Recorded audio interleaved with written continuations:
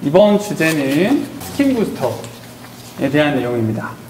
요새 보면 뭐 리쥬란 혹은 뭐 연어주사 뭐 굉장히 용어도 다양하고 굉장히 다양한 종류의 스킨 부스터들이 이제 어떤 피부과 시장에 그리고 시술 시장에 굉장히 큰 축을 차지하고 있는 것 같습니다. 그래서 환자분들도 그렇고 일반 보통 사람들도 굉장히 많이 들어보셨을 거라고 생각을 합니다.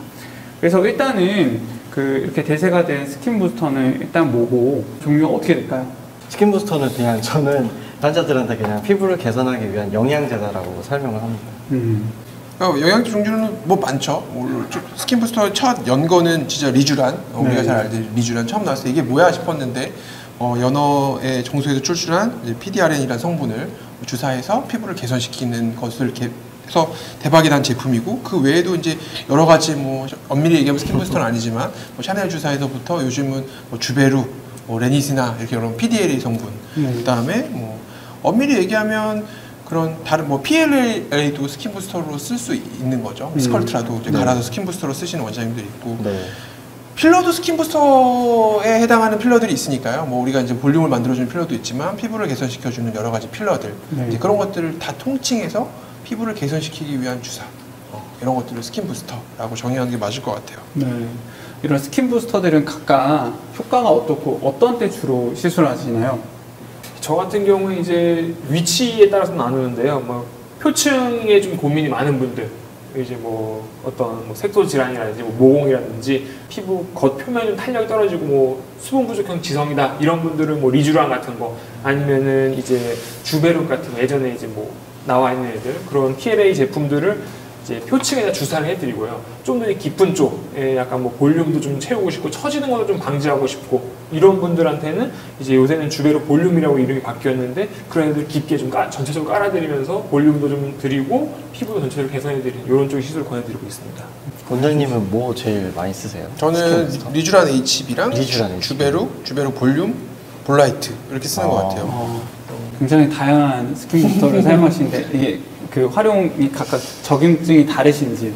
리쥬란은 주로 이제 피부 개선, 안티에이징 목적으로 쓰고, 이제 레니시나는 흉터, 여드름 흉터의 치료 효과를 높이기 위해서 우리 예전에 그냥 프락셔널 레이저만 했던 것들의 이제 스킨 부스터, 흉터 부스터죠 한마디로. 흉터 부스터 역할을 해주는 그런 레니시나를 같이 써면 흉터 치료 효과가 훨씬 좋아지는 것 같고요.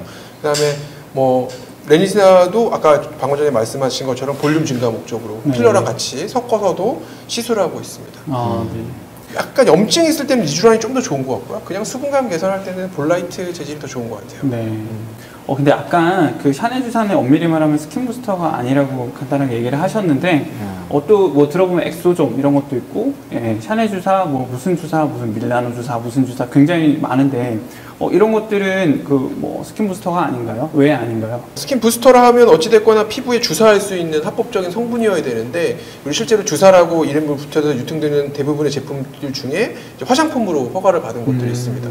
이제 일단은 제조의 기준 자체가 달라요. 우리가 뭐 안에 주사할 수 있을 로 만든 주사 제품이랑 화장품은 바르게 허가를 나는 거기 때문에 뭐 독소의 양이라든지 뭐 균의 양이라든지 이런 것들이 설립 기준 자체가 만드는 기준 자체가 완전히 다르기 때문에 주사했을 때 위험할 수 있는 성분들이 들어가 있을 수도 있죠. 회사는 안전하다고 하겠지만 그걸 이제 무분별하게 주사하시는 일부 몰지각한 분들이 계셔서 문제인데, 어찌되거나 주사하지 않으면 스킨 부스터는 아니죠. 스킨 화장품?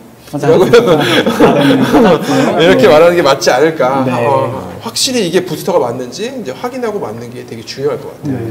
자, 근데 이런 이제 스킨 부스터들, 근데 이제 일부 뭐 리쥬란도 그렇고, 일부는 환자분들이 주사 맞는 게 너무 아파서 못 맞겠다는 그런 사람들도 있어요. 스킨 부스터 주입하는 통증들 뭐 각각 어떻게 이제 다루고 계시는지 궁금합니다. 손을 꼭 잡아드립니다. 저희 직원이 진짜로 옆에서 손을 이렇게 꼭 잡아주면 손을 꽉 잡아주시면 마음이 편하니까. 바이브레이터 이렇게 진동기 같은 걸 많이 쓰고요. 마취 시간 조금 오래 하는 방법이 조금 있을 거고, 최대한 천천히 빠르지 않게 천천히 주사하면 통증이 좀 주는 것 같아요. 그리고 또 이렇게 뭐 다양한 주입할 수 있는 주입기, 인젝터들이 있는 것 같은데, 뭐 강 원장님은 어떤 뭐 활용하시는 게 있으신지? 저는 손으로 놓는 걸 좋아해요. 손으로 놓는 거 손으로 다 해드리고. 수제. 손으로 한 땀 한 땀. 손이 약손이시네요. 금손. 네, 금손. 시술 금손. 네. 네, 저 같은 경우는 이제 저도 손으로 놓는 걸 좋아하다가 환자분들 중에 실제로 그 손으로 놓는 것만 좋아하는 분들도 있으시고요. 그런 분들이 아니시면 주로 통증을 많이 힘들어 하시니까 뭐 더마샤인이라든지 뭐 하이콥스 뭐 굉장히 요새 다양한 이제 인젝터들이 있어서 그런 것들을 잘 조절을 하면 정말 통증을 굉장히 많이 감소시켜서 그리고 충분히 주입도 하면서 이제 그렇게 해서 뭐 저는 개인적으로 이런 스킨 부스터 통증을 조절하고 있는 것 같습니다. 네. 결과가 좋은 분들은 잘 참으시는 것 같더라고요. 네, 이거 그렇죠. 하니까 아프지만 좋아졌다. 네. 그러니까 이번만 참고 넘어가자. 이렇게 이제 믿음 하는 것 같습니다. 그러면 이런 스킨 부스터 이제 환자분들 이제 각각 뭐 효과나 이런 것들은 어떻게 맞는지까지 알아봤는데 그러면은 이런 스킨 부스터들의 어떤 효과적으로 맞는 법, 뭐 시술 간격이라든지 시술 효과가 유지되는 기간이라든지 뭐 혹은 좀 같이 하면 더 좋다 뭐 이럴 만한 시술들이 있을까요? 권장 간격을 보통 지키려고 이제 노력을 하고 그래서 처음에 이제 좀 뭐 회사에서 뭐 4주 간격으로 놔라 그런데 4주 간격으로 놓다가 좀 데이터가 쌓이고 저도 좀 자신감이 생기면 좀 줄여가지고 뭐 2주는 놓기도 하고 그리고 요즘에 또 이런 논문도 있는데 막 스킨 부스터 한 가지 하는 것보다 2개를 섞어서 하는 게 좀 더 효과가 좋다 그래서 예를 들어서 뭐 보통 보톡스 유명한 거 스킨 보톡스 있고 얼굴 전체에 보톡스 맞는 스킨 보톡스 있고 그 다음에 물광 주사 맞는 거 있잖아요 그래서 스킨 보톡스랑 물광 합쳐서 이제 그거 한 번에 맞거나 이런 식으로 병행해서 하는 것도 좋은 것 같아요. 시술은 고주파 시술이 잘 맞는 것 같아요. 뭐 주베룩은 특히 이제 뭐 르니스나 그때 우리 심포지엄에도 얘기했지만 고주파를 좀 같이 해줬을 때 효과도 더 좋아지고 부작용도 예방된다는 얘기가 있으셨으니까 이제 그렇게 같은 여러 가지 시술도 같이 병행하는 거는 효과를 높이는 것 같아요. 이거 자체가 부스터니까 뭐가 있어야 그렇죠. 부스터를 하죠. 네. 시술에 이제 따라오게 되는 거고 스킨 부스터 단독으로는 좀 부족할 수도 있다. 이게 그냥 스킨 부스터 단독이면 괜히 아프기만 아프고 효과 잘 못 느끼고 그러면 떨어져 나갈 수도 있는 것 같아요. 뭐 보톡스나 필러, 스킨 부스터, 레이저 이런 것들이 좀 복합했을 때 십시일반해서 효과가 좋은 것 같습니다. 저도 이제 환자분들께는 어떤 레이저나 이런 이제 고주파나 이런 레이저들 시술을 먼저 해준 다음에 결국에는 그런 것들이 피부 속에서 어떤 재생 과정이 이루어지고 있기 때문에 그때 좋은 영양분을 넣어줘야 그때 더 우리가 피부가 더 이제 좋아질 수 있다.